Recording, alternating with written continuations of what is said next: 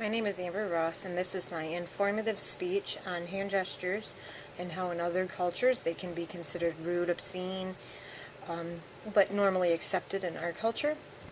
Some of these gestures you want to avoid when public speaking because they could offend any given member of your audience. And after I explain to you these gestures, I'll explain how you can still use your hands to talk when you're publicly speaking, but a couple good pointers on how to keep them from being offensive in any way to any member of the audience as much as possible.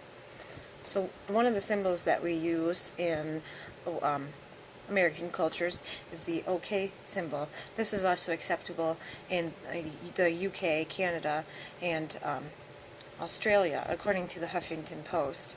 If you flip this OK downward in Brazil, this is the equivalent of flipping somebody the bird. Another hand gesture, which I doubt would rarely come up in public speaking, but is still should be pointed on, is the horns. It's more formally used when people are talking about rock music. In Italy, Brazil, Colombia, Portugal, and Spain, something like this actually, ironically, indicates that somebody's wife has been cheating on them, or their significant other has been cheating on them. Another one that we use a lot is the thumbs up sign. It's a sign of approval, of acceptance, of good job, good going. We use that a lot, probably once, at least every couple days for every individual. In Latin America, West Africa, Iraq, Iran, and Afghanistan, this indicates up yours. So that would be one that you would definitely want to avoid. The peace symbol could be the number 2, but it's peace for most people. In Australia, UK, Ireland, and New Zealand, this is an opposition or defiance of authority, the contempt of defiance. So you would want to stay away from those.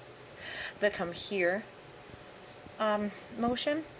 In the Philippines, this is reserved solely for canines, for dogs.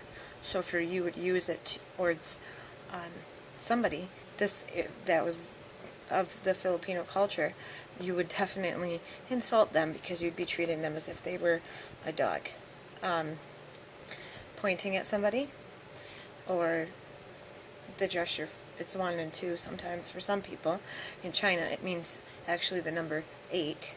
And in Italy, it means that something's not good. It actually doesn't point to something. This is the gesture to indicate that something isn't good. So as much as you might want to try it, you might want to avoid pointing anywhere towards your audience. So with those said, some good ways to keep your hand motions along with the way that you're talking to be non-offensive to most people, if you can, is to keep open palms and keep the hands moving with the description as you're describing it. And the open palms is an important part of that, because as soon as you close your palms or bring them across your arms, this is the body language sign for that you're hiding something. Open palms means truthfulness, openness. And when you're using these hand gestures, you want to keep them in an area that is called like a strike zone, which is like an imaginary square in front of you. You don't want to start bringing your hands above your head or talking way out here with your hands.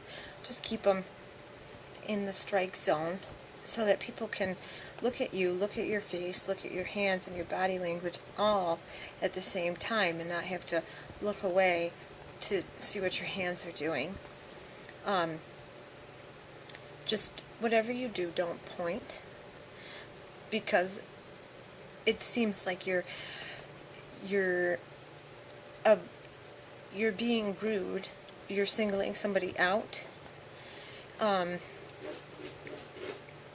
Don't give the thumbs up, definitely, even if you think that somebody's done a good job. And don't drop your hands to your side when you don't know what to do with them. Just keep them up, and don't ever go in front of your face with your hands, because then you can't see the person talking like right now.